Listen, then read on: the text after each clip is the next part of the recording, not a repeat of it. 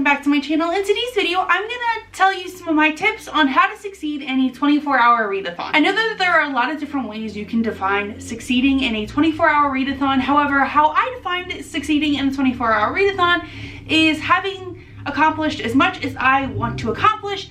And I always get asked how I end up reading so much in a 24-hour readathon. And with Dewey's 24-hour readathon coming up soon, I figured what better time than to give you some of my tips and tricks for succeeding in a 24-hour readathon.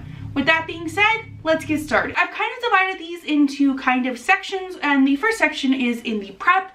And the first tip that I have for you is super self-explanatory, but that is to try to get the best night of sleep possible the night before. And what better way to jump into the readathon than with a good night's sleep.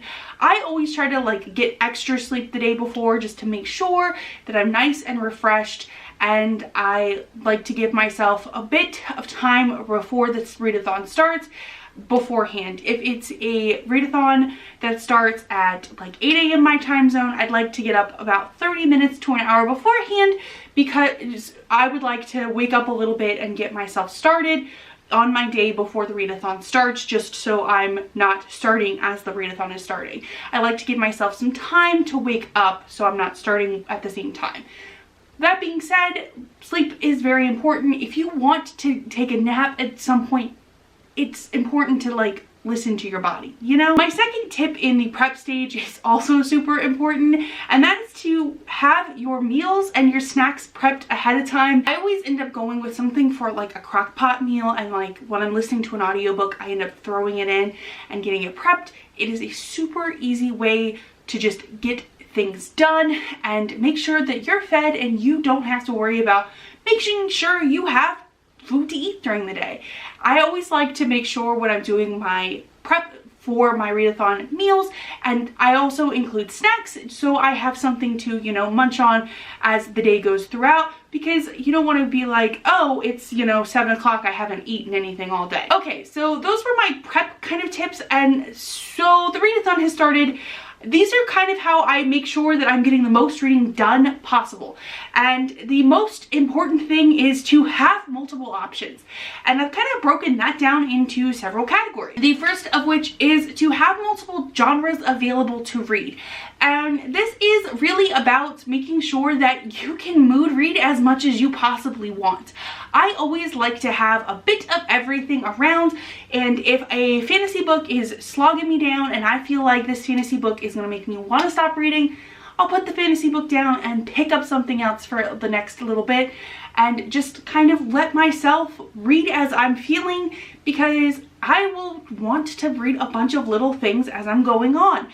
And it will keep me more invested if I have more things to pick from. The next category in the multiple options is lengths. I like to feel accomplished when I'm doing a 24-hour readathon, and that includes finishing things. So how I like to do it is I like to have something kind of on the larger side as my stretch goal, and so I will have something that I'm kind of reading throughout the day, and I would consider it my long haul book. Something I'm hoping to get done throughout the entire time that I'm reading. So maybe I will try to read this 350-page book throughout the day, but I also like to read novellas that I've been meaning to get around to for series that I'm in, or short story collections, stuff like that are easy and quick and digestible, and you can experience the whole story and go, oh, I finished something, that's awesome. Which brings me to my next category for multiple options, and that is format. It is important to be able to bounce between formats during the 24-hour readathon, because if you're consistently reading a physical book, your eyes are going to get burnt out. Same with ebooks and audiobooks. You're eventually going to not want to continue to keep doing it. And I like to have multiple options because, well, same with genres, I might want to bounce back and forth.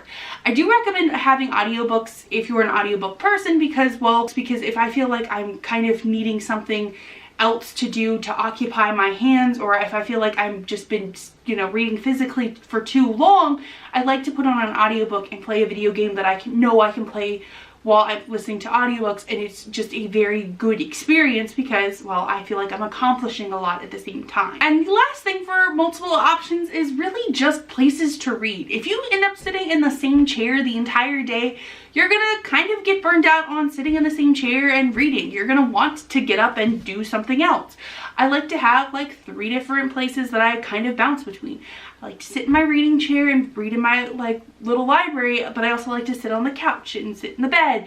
And I like to have multiple places that I go and sit and read, and it's nice to have options. Outside of my options category, I really have just a couple bits of additional advice, and the main one of that is to take breaks. I know a lot of us really like to updates, and I know a lot of us really like updates and are constantly, you know, on our phones and wanting to like check our social media, and I typically always let myself check my updates and do my updates during the first bit of the hour. Dewey's specifically has the hourly updates, and I always participate in them, and that's when I do my Goodreads check-ins and when I do my like blog check-ins and like my check-ins for my blog that I do for Dewey's 24-hour readathon. And I typically, when I'm doing a 24-hour readathon, that is typically when I kind of let myself play with social media. But if you need a break, just take a break. It's not a big deal if you take a break. I normally always clock out like 4 hours before the readathon ends, and that's totally fine. If you need a break, take a break. It's not a big deal. And my last piece of advice is really just have something that you're looking forward to reading. The last round of Dewey's basically was like, I really want to read this series by this author that I'm really looking forward to, and that's pretty much what I wanted to read, and so I was really looking forward to it. So in between all of the little things, I was trying to smash out books in the series, and it was just a nice time. I know that some people, you know, that big book that they're looking forward to will be the thing that we're gonna smash out in between little things. It's just what you're most looking forward to trying to accomplish. If you want to accomplish that 800-page book, you want to accomplish that 800-page book. And really the biggest thing that you want to do with trying to succeed in a 24-hour readathon is to have fun. So those are my tips and tricks for how to succeed in a 24-hour readathon. Do you have any that I didn't mention? Let me know in the comments down below. If you like what you saw here today, be sure to like and subscribe. I normally post videos on Wednesdays. Thank you so much for watching, and have a nice day.